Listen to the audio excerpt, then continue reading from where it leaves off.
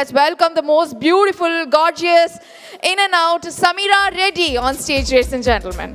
It's so happy to have you back at Chennai. Thank you very much for being here.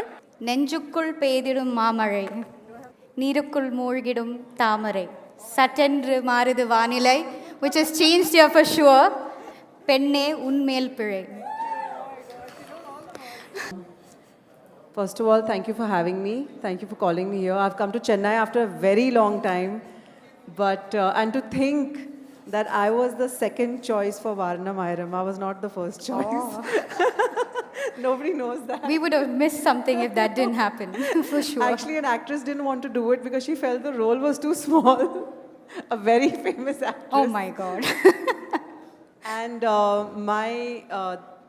my secretary that time said, don't do it, Sameera, because it's your first Tamil film and it's such a short role and you die, you know? And I said, so what? I liked it. No, we learned to love through that film. I think the 90s kids, 80s kids would agree if I say that we learned love through that film and we learned how to be resilient, a resilient woman through that film. And I think with that, I would love to start this session, Sameera.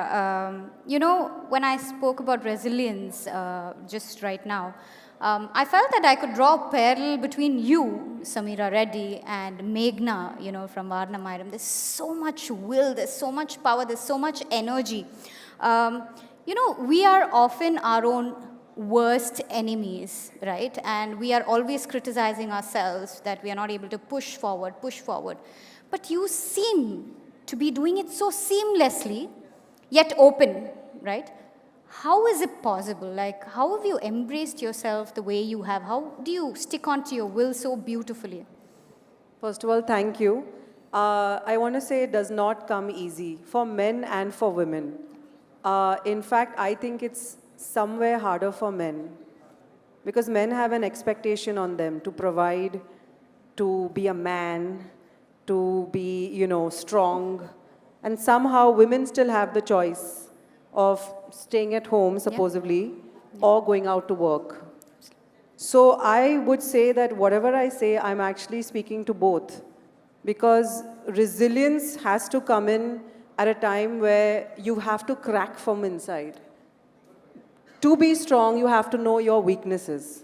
Absolutely. And the funny part is my weakness came after I got married and I realized what a bubble I was in. I realized how important my body was to me, how I needed people to love me, how I didn't feel good if I put on weight, how as I was aging, the word aging, I felt really bad. I felt bad about myself. And I said, but why is this? So my best years are going to be my 20s. And after that, it's going to be crap. You know, so all this sort of came as a culmination after I stopped films in 2013. I had kids and I went through a pretty bad phase where I put on a lot of weight. I felt I couldn't recognize myself. And this is not only happens to me, it happens to a lot of women after marriage. And somehow when you get married, everybody keeps telling you, it's so beautiful, it's so amazing, you're wearing this Kanchivaram sari, what jewelry are you wearing, what family are you marrying into, but does all that make sense if you don't feel good about yourself? Absolutely. Whatever situation you're in. And this comes from affluent families to families who have less. That's why I think when I took a break and I met a lot of people and they told me, oh, weren't you that actress? Oh, you don't do anything now. Oh, so basically everything that I did and everything that I achieved was just looked at. No, I would say one thing. South fans do not ever do that. That I will give you all. South India, bless you all. Even in those 7 years when I was unrecognizable and depressed, I'm going to say this, I would always have somebody come in and say, hi ma'am, hi Meghna, and I would almost get a tear in my eye. My God. Because for people to love you when you are down, that is more important than people who love you when you're up there. Because that really means something. To come back to resilience, I think what happened is that I just broke. And I began to question what really makes me happy and what is this will to live and why are we living it? Are for others or for ourselves? And I know this sounds profound, but it's a very small switch you make in your head. Do you live for yourself or do you live for the world? Absolutely. And what truly makes you happy? Because 100 people are going to put you down. But what is your real identity? If you take out that Louis Vuitton bag, you take out that suit, you take out that well-made dried hair with lots of gel, you just take everything off. And who are you? And that's where social media came into play, because when I saw it, I saw a lot of people coming under pressure. Yeah. How are these actors just looking so damn good, man? Every photo is like, you know, cheeks sucked in and great hair and great makeup early in the morning. And I realized that they have a battalion of people behind them to make them look good. And you don't. And I'm not going to lie to you. And that's where it began. Because I did not want to succumb to that pressure. And I decided that if I'm going to be myself, I'm going to be myself wholly and totally. And if people like it or call me old or fat or not glamorous or anything, that's their opinion and they can keep it. My God. And in that was born this My new God. age, you know, which I'm pretty proud of. I'm in awe of your entire journey. In fact, when I was doing my research to come here and speak with you, I was just looking at how you've reinvented yourself at different points in times. For instance, in one of your talks, you said that, you know, I was a stammerer. Yes. I was like, what? Is that even possible? I mean, the way that you are, the way that you speak, it feels impossible that you had something like, but then you have crossed that. I have crossed it. You I have- actually got into acting to get over stammering. And my speech coach said, what is the thing that makes you the most scared? And I said, public speaking. And he said, okay, so go and do something where you have to speak. And I happened to stumble upon an audition that I was doing mainly to get over my fear of stammering, and then I got the movie. My God. I mean, seriously, I mean, from there to, you know, you had, you know, this fame, this shoot of, you know, identity at one point, and then from there to love, to, you know, becoming a mother, to going through something, and then reinventing yourself to be who you are today. Can you just enlighten us a little bit about that journey of reinvention? So reinvention to me comes almost every week, maybe every month. And I think that you have to do that, otherwise you get caught in your own web. You are your worst enemy. Your husband, your wife, everyone can tell you, your mother-in-law, people can pull you up, pull you down, but if you're not neutral and you are not on a firm footing with yourself, and you can look at yourself from a third person, okay? I'm saying this is an amazing exercise. If you're feeling crap about your body, and I know many of you all do at many points, one sari blouse is not fitting, my trouser, my belt is not going up. Absolutely. You internally know that something's happening and you're not feeling good, but you don't acknowledge it.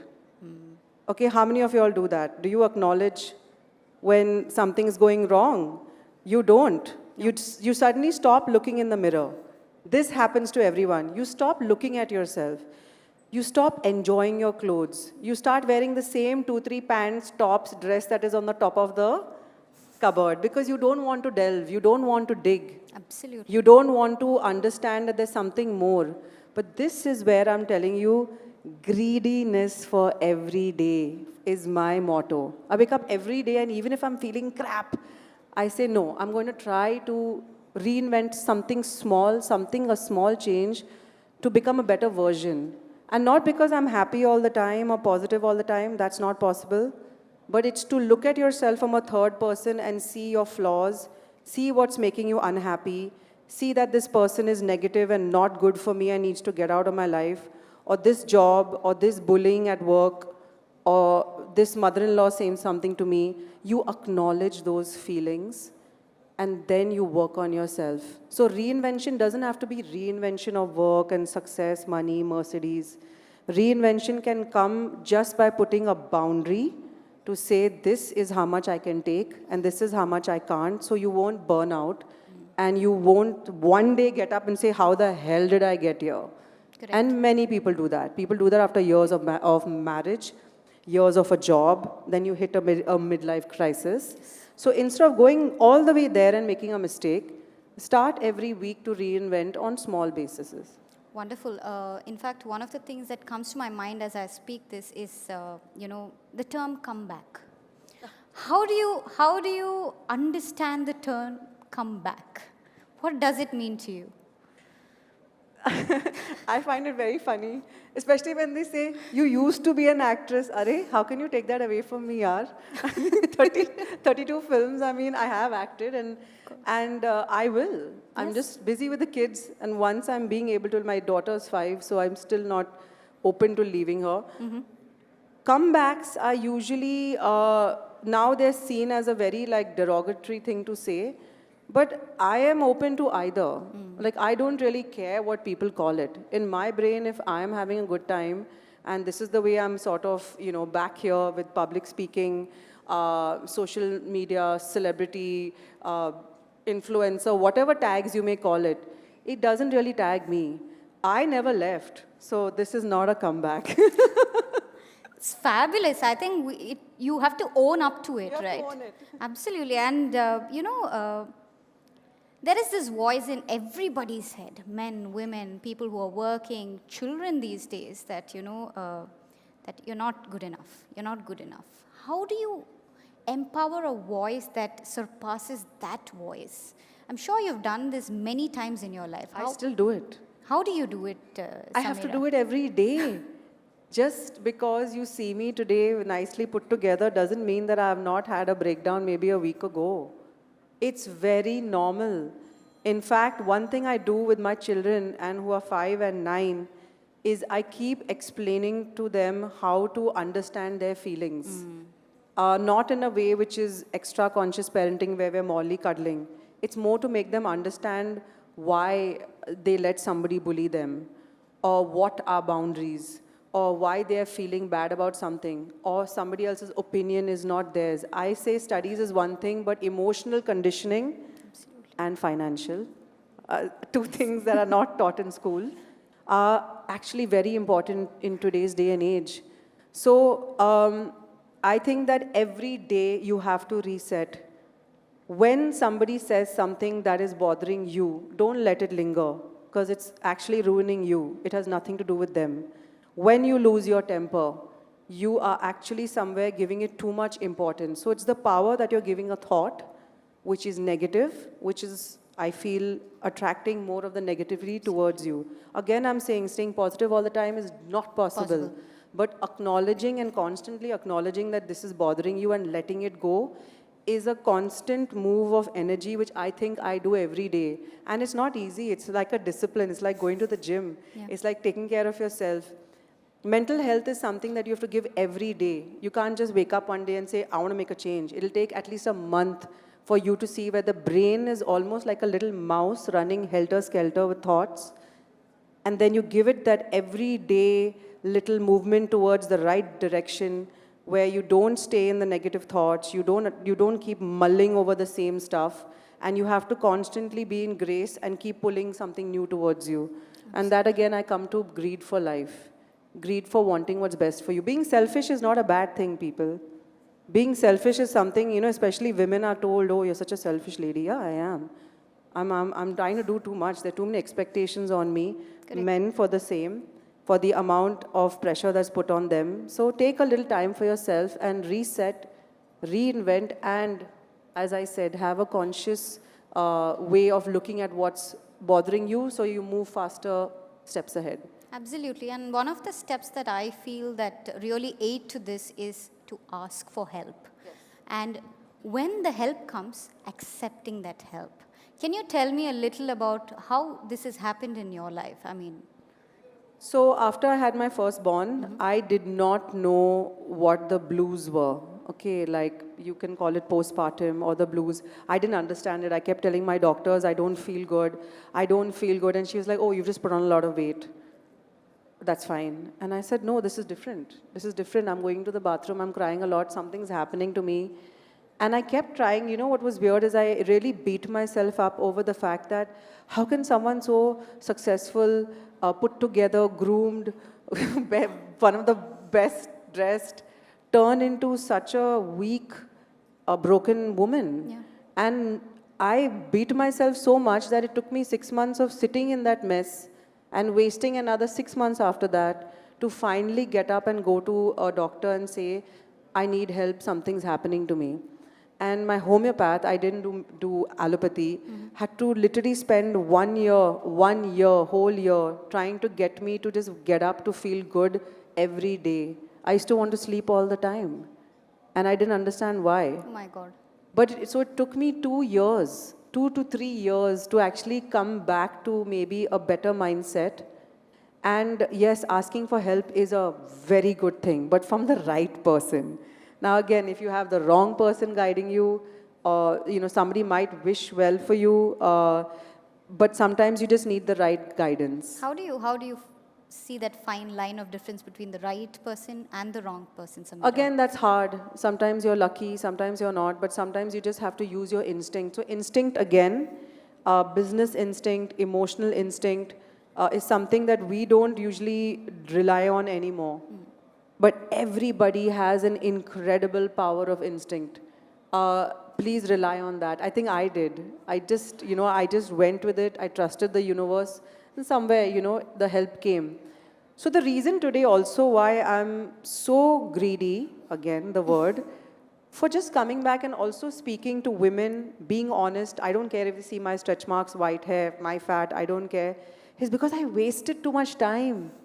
When I look at those 3-4 years after my son and then another 3-4 years before I came onto social media, I sat and I lived too much in my own denial of how broken I was. And I took so much time to heal because I was unaware, because the people put around me, the advertisements put around me, the pressure put around me was making me feel small. Which makes me come back to what you were saying. The biggest disease for me today can also be social media. It can be the right people to show you the right things, or the people will show you, man, these are the holidays you're missing. This is the kind of car you could have had. You could have done that investment. Oh, you're so stupid. Oh, you could have had this sort of shadi. Or your wife looking at it and saying, oh my God, you're not buying me that damn bag. So these are, I feel, pressures of society that we have to work against. And maybe that's what drives me to talk so much, especially to women, to sort of come out and say, we don't need to succumb to this. As you were speaking, I was just thinking, I really wanted to ask you, how do you view social media today? It's damn scary. And it's scary because I have 2 small children, and with AI, I know what's coming. But that being said, I think I've used it as an incredible tool to reach out to people. And what's beautiful is the way people talk back to me. And I have actual stories that are very personal of people who shared with me, and I share my views back. I think I have been very lucky. I rarely get trolled, and I get beautiful, amazing souls, men and women who really talk, and they talk their hearts out. That's why it's a community. Now, putting my accounts aside, it's a hellhole. It's not nice. Now, putting all that aside, business-wise, it's incredible. And for the last 3-4 years, if you see the numbers with what good social media and social media marketing can do for businesses, for startups, the right viral sort of campaigns, I think that it's a fantastic business tool.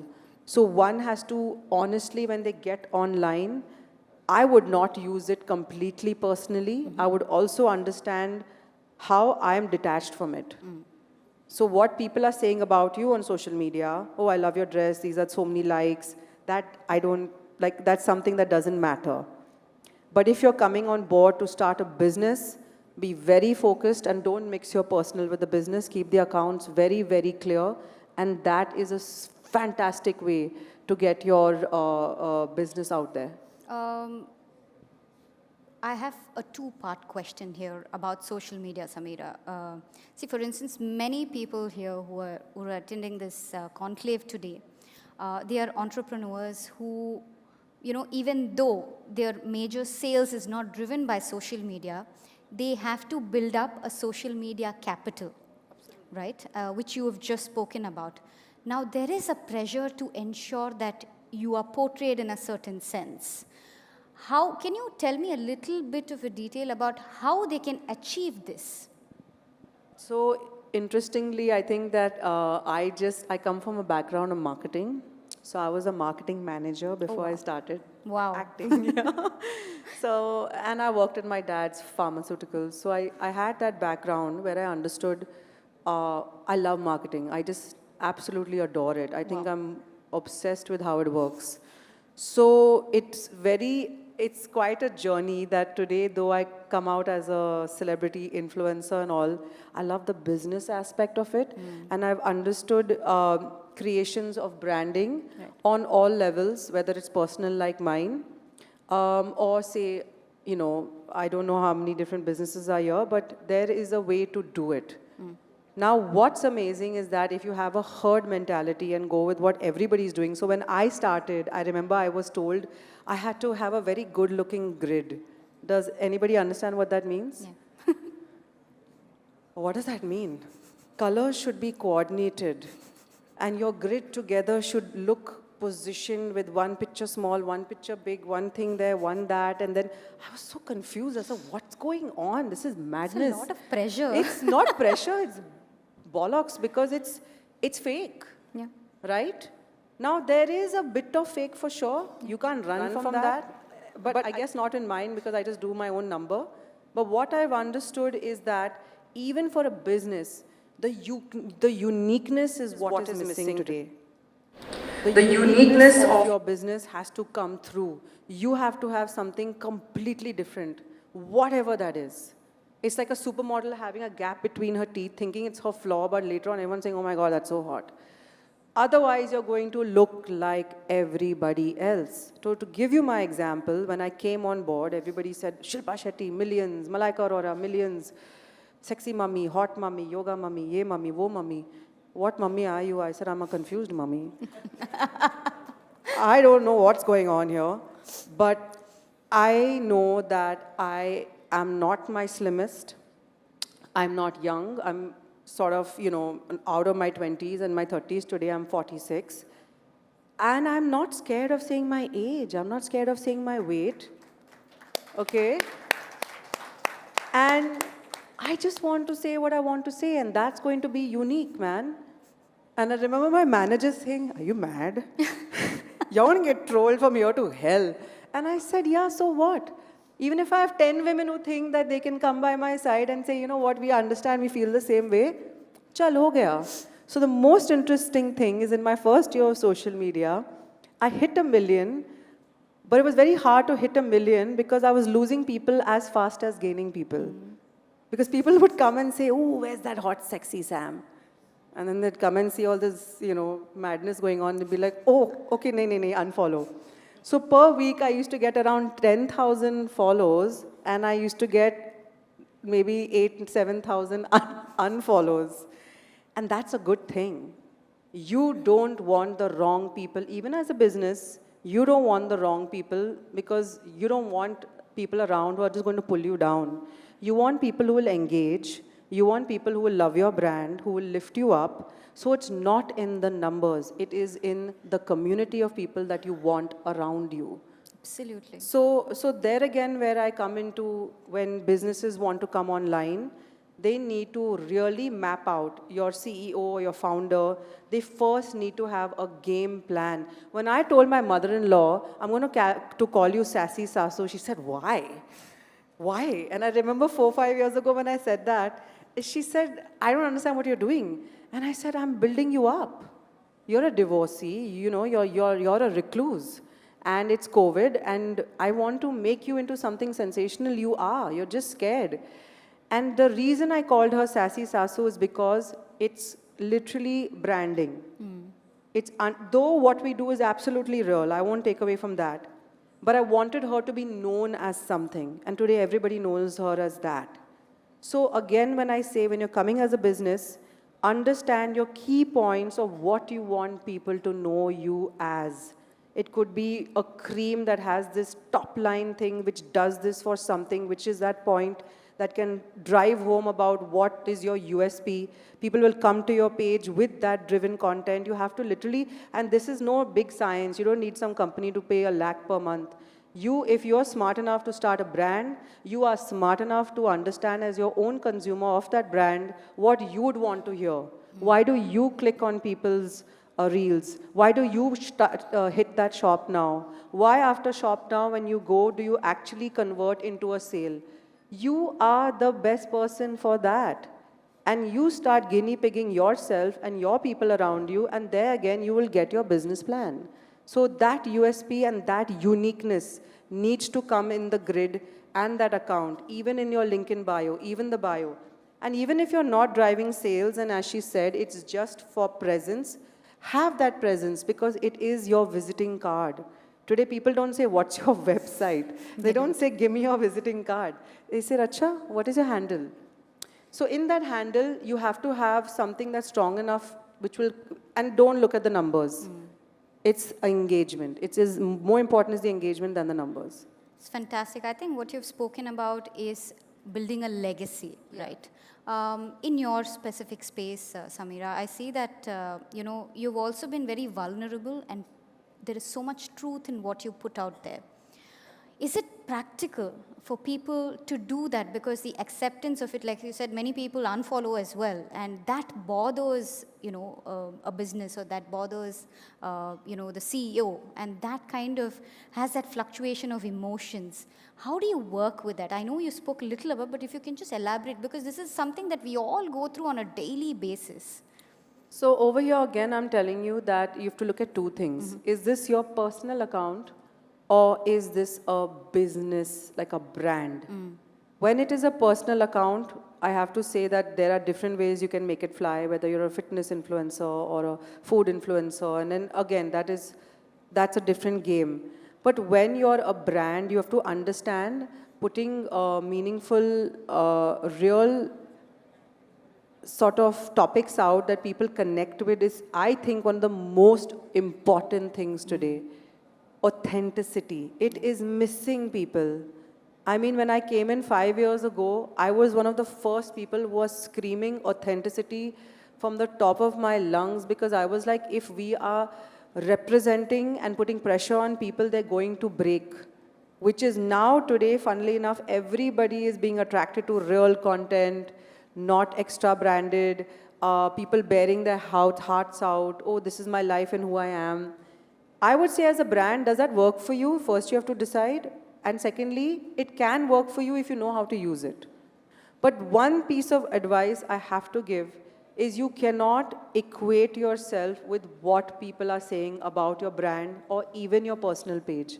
It's extremely hard. But I believe I could be cancelled tomorrow. I believe it. I tell my mother-in-law this every week. I'm like, don't get too attached. You never know. It's an extremely fickle world. And I say this because if you think of yourself as an enterprise, like a company, and in that company, Instagram and social media and everything is just one part of you. It's just some part of you. It's not you. You have to make that disconnection. Otherwise, it can destroy you. Otherwise, how you feel good is that, oh my God, you know what? That reel went viral. I got so many likes. So your chhati is open and everyone's like wah-wahing you and you're feeling so good about yourself. That same thing can throw you down the next day. So I would say just keep a neutral feel to it and have a little bit of detachment. Fantastic. One particular thing I was very interested in knowing was in your own field, in the cinema field, right? Social media for big stars, social media for, celebrities in that sense. It's still a bit more conservative, I feel. Where, I mean, there is a big gap, in the north of India. There are so many people who are trying and coming in. But in the south of India, I feel like people are still a bit reserved about going in there. But isn't that like the future now? Can you... I have to tell you something really funny. When I got married in 2014, people were telling me, don't say it, okay? Just quietly get married. Don't say it, because if you do that, now you won't get work in South India. Oh my God. And South India is one of my most, for me, I say it out loud, more precious to me than Bollywood, more precious to me than my films in the North, because I have a very emotional connect. And I actually got confused for a second. I said, what do you mean? You don't want me to say I'm getting married? They're like, no, they won't love you anymore. What are you saying? I said, why? They're like, no, it's a different field down there. You have to be ethereal. You have to be like they can't touch you. Like, they don't know much about you. You're such a star. And I never understood that, but I know it exists. And I was told later on that a lot of South stars won't get onto social media because they feel you have too much of us then. See, social media is a lot of connect, it's a lot of information. And they don't want to share that information because they're superstars. Yeah. Now, that being said, if that's how they feel, great. I disagree. I think that today it is one of the most powerful tools to connect with your audiences. And they also have a lot of brand endorsements that require you to have those accounts. And now, funnily enough, I've seen people try to open accounts in the last 2 years, but it's a bit late to the game. You know, it'll never be the same rush that people got 10 years ago, 8 years ago, 5 years ago. I know that when I got on, I was told, oh, you know, as an actor, you have to be careful. Suppose, you know, you come down and be known as a social media star. I said, beta, there's no coming down. Social media influencers are earning 20, 30, 40 lakhs a month. They're earning crores. They might be earning more money than the actors. So I said, today everybody is a star. Yeah. There is place for everyone. There are housewives earning even thousands of rupees and fending for themselves and having that sense of honor within their own house, that they are making content and they're earning money on their own. And that's what social media has given everyone. A platform to prove themselves, a platform to create, a platform to be. So, though actors have shaken a bit to come around, I think I didn't damn care because I was like, if I have to come back and do a film. In fact, the most beautiful thing is that, as you said, a lot of women have come into my fold. And you know, when I get back into films, I know it's going to be maybe somewhere targeted a lot more at women because now I feel for them. And I've connected with them. That wouldn't have happened if I wouldn't have done this. Absolutely, and I think it helps you touch the right kind of people that you also require at, you know, at a certain time in your life. You mentioned that there are so many people, homepreneurs, who are making money here, you know, especially during COVID. I think it really opened up. As an entrepreneur myself, I find myself in a very tough spot when I have to send like an invoice to somebody, right? How do you unapologetically make money? I mean, how do you confidently sell yourself? Why would you feel bad sending an invoice out? No, this is shocking news to me. Who feels bad sending an invoice out? For me, I feel like every time, you know, maybe I'm overpriced, maybe I'm, you know. No, okay. So let me give you another thing that I do. You have to love money to attract money. Who loves money here? Come on, guys, put your hands up. Give me some energy in this room. That's all. Y'all don't, come on, man. Yeah, we all love money. Say it out loud, you know. This is what I hate. It's like, as Indians, we're like, you know, oh, you know, we have to be humble and all. No, I earn 10,000 bucks. I earn 5,000 bucks. Ye mera hai hai. This is mine. I deserve it. I love it. I love money. I say it out loud, not because I'm oversmart or I'm arrogant. Trust me, I have less compared to someone. Someone has less compared to me. This is not about wealth or how much I own. This is about my worth. This is how much I deserve. And yeah, and if you go out there, anywhere, with that feeling in your heart, trust me, you will attract it. Our biggest issue is, as I said, we are our own worst enemies. Yes. Where we sit here and we say, oh, can we do it? No, you can. I mean, if I could out of nowhere, anybody can. I had no idea. The first time I put a post up, I didn't even know how to post. I was so confused. I remember I was pregnant with my daughter. I didn't know what to do. I was looking at something called Instagram. I was looking at all these fancy actors and, you know, early morning from flights, looking like, you know, $1 million. And I was like, oh my God, I got a heart attack. I was like, what is this? But somewhere I felt this is mine. I should own it. And when it is yours and you lead yourself, then everything will follow. So when you send that invoice out, in fact, you put it out there with that intention that this is what work I did, this is what I think I deserve. I don't think I deserve it. It will come to me. Wow. So there is no apology. Wow. We are all here to work hard. There will be the Ambanis that will make you feel like, what damn planet is that? You know, there will be all sorts of people flinging all sorts of money, success in your face, but you need to own your space and create that wealth for yourself. And have goals. Have goals. there is something which is very clear, which is an energy, which I do believe that if you visualize something for yourself, whether it's that body, whether it's that business, you have to work towards it in a realistic way. So journal, that's something I've learned actually through my managers.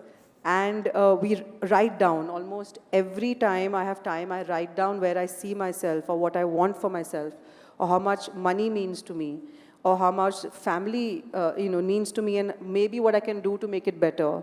So I feel all this can help.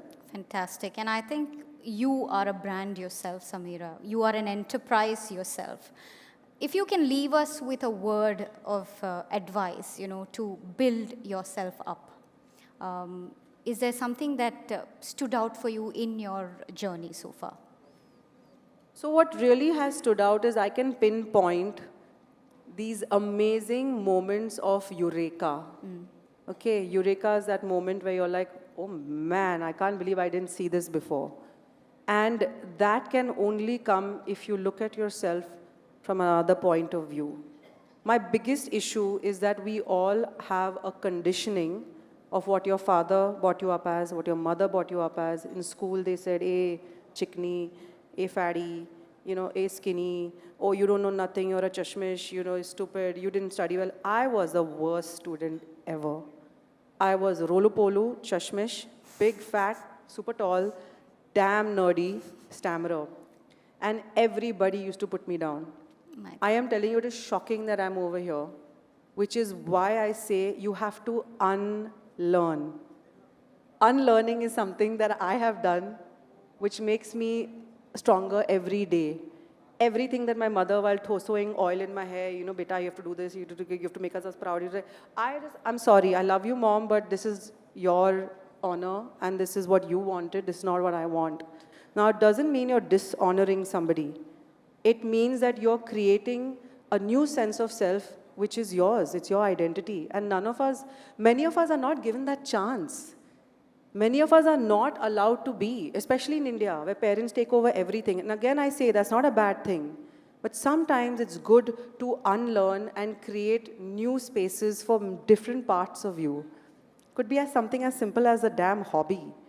But take time to sometimes recreate that sense of self, which will make you feel good about yourself, which again will give you time to learn new things about yourself. And that will give you eureka moments to allow yourself to come back, fall down, cry, say, oh my God, how did I get here? And then allow yourself to take 10 steps forward.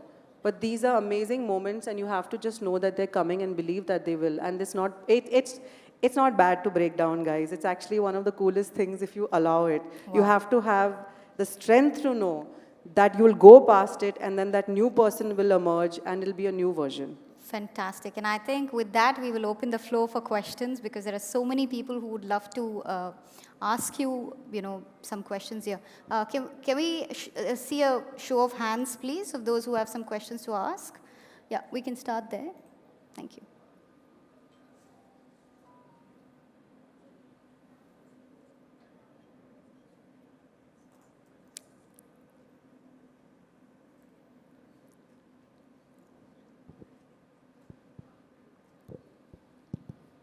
Hi, I'm Asfiya Sharif. I'm a creative agency founder. I am really happy to meet you and it was lovely hearing your perspectives on life.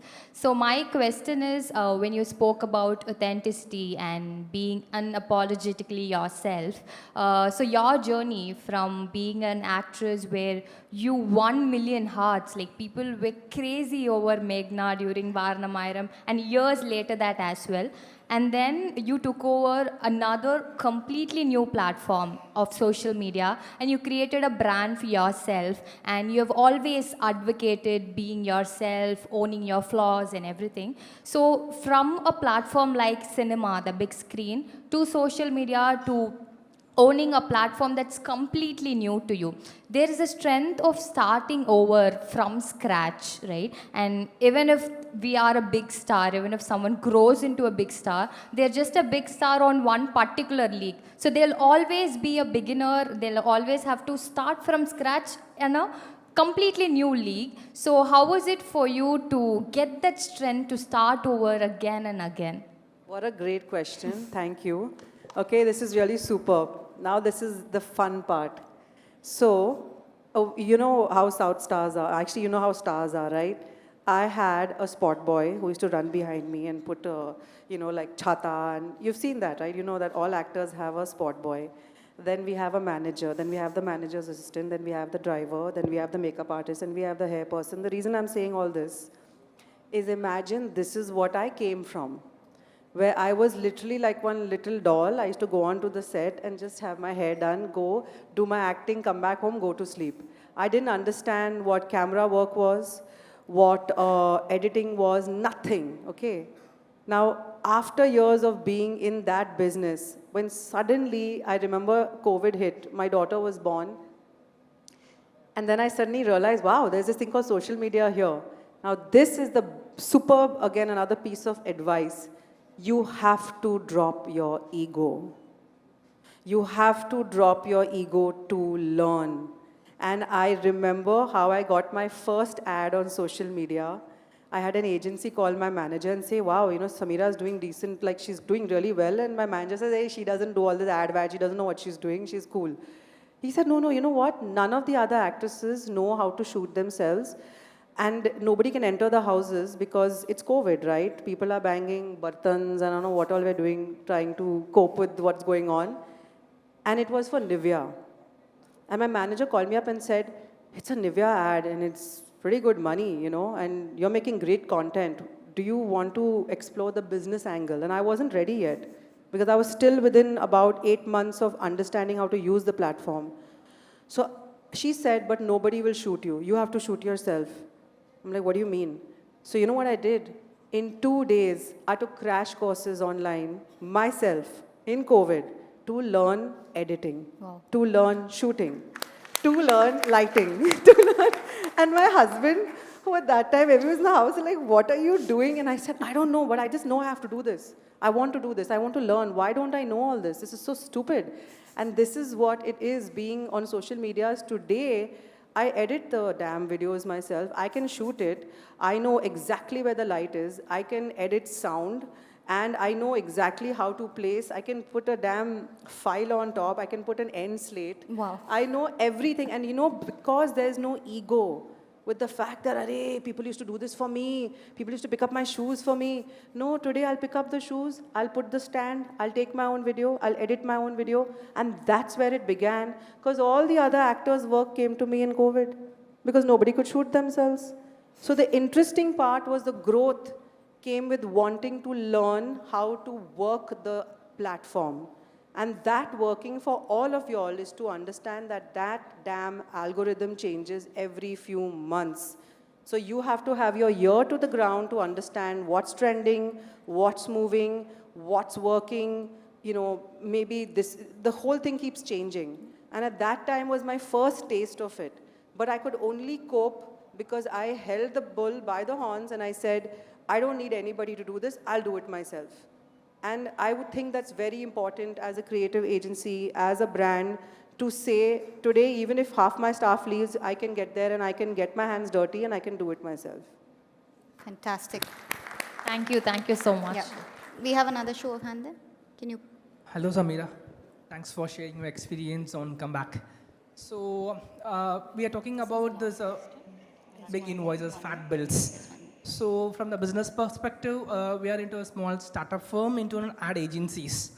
So, we give an equivalent quality of work, which similar bigger brands does.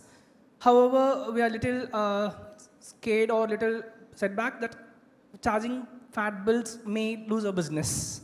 So, how could you help us when you are a bigger star, you'll be charging in lakhs and crores. When you come back, you had this hesitation of charging big bills, fat bills, or how could you advise us, let us create a bigger brand first, create our own portfolio albums first, and then charge a big bills, or I can compete from the very beginning with this bigger player, sharks. Okay, superb. My God, I love you guys. It's more interesting than I thought it's going to be. Amazing question. So what I wanted to tell you also earlier, but I stopped, is that it's nice to know that this is your worth and this is your deserving, and I do love money. But again, I will tell you that when I started the business angle of social media, which is completely separate from what I do. So personally, what I show and what I do is honestly with a lot of love and a lot of fun, and what comes on the side is the business angle. But what I wanted to tell him clearly, as much as you want to charge because your work is good, again, I'll give you the example of when I started, I did that Nivea ad for nothing. I did it because I was going to break in. I was told that all these actors were charging. When I heard the amount, I almost fainted. I was like, wow, really? And this is coming from me that has charged a bomb in my films. Now, just because I've charged a bomb in my film doesn't mean this is my ego and my worth in social media. I'm starting from scratch. So I did charge for 1 year, quarter of what the other actors were charging. But I came and I ate up the damn place. Slow and steady. Slow and steady. And I'm telling you, there's so many times my manager was like, should we up it? And I said, Gage, wait for it, wait for it, wait for it. And then when we hit a certain engagement, we still today are in a space where we do not go overboard because we gauge the market. But that will come slowly. So I would say, don't do a fat bill yet because people will still go for those big names. And you're sort of building your portfolio. And today, that is what you're going to push at the end of the day. So come very slowly and then go for the kill. Don't go for the money first. Hi, Sameera. I am a mother of 2 children and also a businesswoman. And what I would like to always associate you with, I've seen you grow from the time you had your first child and then the transformation you had during the pregnancy and also postpartum for your girl. I was amazed at looking at that transition because I, as a mother, had this transition between my 2 children, being a pediatrician myself. Wow. And what I'd like to ask you is, postpartum pregnancy, postpartum depression, the incidence of postpartum depression is 20 to 30%. Out of every 100 women, 20 to 30 is going to go through that phase. Such a huge number in case of India. And the men are oblivious to this fact.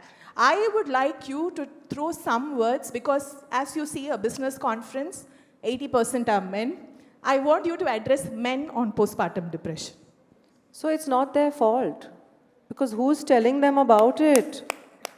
Seriously. See, stop giggling, you guys. Huh? She's going to come and whack you in the front. The fact is, here, you also have to listen now. So the truth is, I absolutely agree with what she's saying. She is bang right. Forget about postpartum. They don't know how to change a diaper also. Okay, where is this coming from? Conditioning of their mamas who mummified them. Let's bring their mothers here. I want to talk to them. Why not fathers? Because that is their conditioning. My God, okay, okay, again, we don't have time for this. I could go on. This is, so in my generation with my son and my daughter is seeing my husband get into the kitchen, wash dishes. We have Sunday washing, Sunday cleaning, kids have to make their beds. The reason we do this is because they have to see us as equals. They have to see mama and papa go at things together, make decisions together. Now, I can guarantee you 90% of people here, fathers, I don't know, I'm just taking a wild guess here, are those dads who are like, the wife does everything till the kid is about 5, then the son becomes mine. It is just the way it is. So when I say their mother should have done this, it's because their dads are still in their generational trauma and conditioning. It's levels of it. How are we going to break it? Maybe we'll break it with you. Exactly. Maybe you will do it for your child, but for that you have to wake up, and that's what she's saying. That's what she's saying is that if y'all wake up, grinning away, so excited here. If y'all wake up as men and say it is damn cool to know what a woman is going through, it is really something to be there when she's pregnant and she's not being able to give you all those things that you want. It is okay because you are the love of her life and the light of her life, and suddenly she's looking at the child and then there's an emotional, mental disconnect. But what is a woman going through? These are all amazing things. For me, true mardangi, true manhood, like being manly, is coming to the feminine side and understanding what makes everything tick. So I would say it's not their fault, but it is your fault. the change will come only if we talk about it. Forums like this, questions like yours, lovely guys like this who seem very eager to get onto the plane that we want them to, it all takes hands to clap, but it needs to be done together, which comes with the conversations that we're having. And that has to be had in households, on social media. Rather than having reels telling you how sexy things are in 15 seconds, we should be also getting messages like this out where guys understand that it's not like, wow, your husband does that, he actually changed the diaper. There's no wow here, guys. It's something that you have to do. I'm not going to applaud you for that. Absolutely. As a mother of three, I've been there, done that, and the changes also happen, which I'm so happy about. I'm very proud that I'm married to somebody who's willing to go that extra mile. But so to answer her question, how many guys are going to make that change? Oh, come on, boys. Really? No, no. Wow. So nice. We got 5 hands up. This has been a success. It's wonderful. I think, Sameera, you've brought so much to our table today. I think the way we look at things, the way we look at social media, the way we look at ourselves, I think there's a brand new perspective. I think she deserves a huge round of applause, guys. Come on, I still can't hear. Oh, that's... Thank you so much. Thank you so I want much. to, because I started with that song, I want to end with the song. Edo ondru ennai eerka, which means something is attracting me towards you. I think it's that beautiful energy that you carry with you. I think there is so much truth to the person you really are.